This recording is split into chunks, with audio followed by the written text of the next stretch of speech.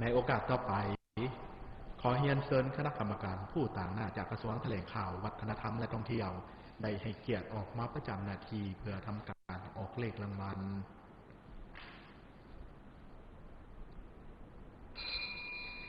สลากพัฒนา5/45รางวัลที่1ต้องถูก5หมายเลขจักรลักษณ์ที่ตำแหน่งใดก็ได้มูลค่ารางวัลเริ่มต้น1คือ250ล้านกีบสลากพัฒนา5/45หน่วยที่1ได้แก่หมายเลข07หมายเลข07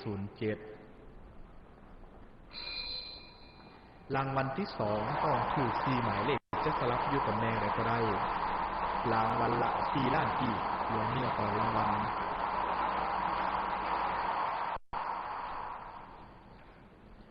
หน่วยที่2ได้แก่หมายเลข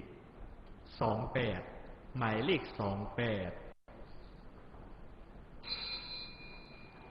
และรางวัลที่3ต้องถูก3หมายเลขจะสลับอยู่ตำแหน่งใดก็ได้รางวัลละ52,631กีบรวมมีต่อรางวัลแก่หมายเลข01หมายเลข01สำหรับรางวัลที่1กรณีมีเงินรางวัลสะสมแม้จะได้บวกเพิ่มกับรางวัลเริ่มต้นแบ่งปันรางวัลตามจำนวนของผู้ถือรางวัลตัวจริงหน่วยที่4ได้แก่หมายเลข08หมายเลข08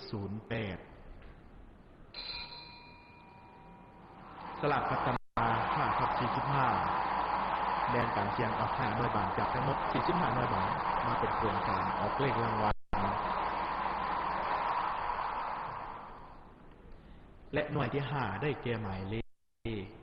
44หมายเลข44ขอขอบใจน้องคณะกรรมการการออกเลขรางวัลสลากพัฒนา5/45ก็ได้สำเร็จเป็นที่เรียบร้อย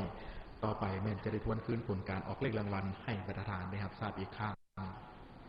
ผลการออกเลขรางวัลหวยพัฒนาประจำวันที่50ออกค่ำที่6เดือนพฤษภาคมปี2024รางวัลเลข6ตัวได้แก่หมายเลข191269 191269เลข5ตัวได้แก่หมายเลข91269 91269เลข4ตัวได้แก่หมายเลข1269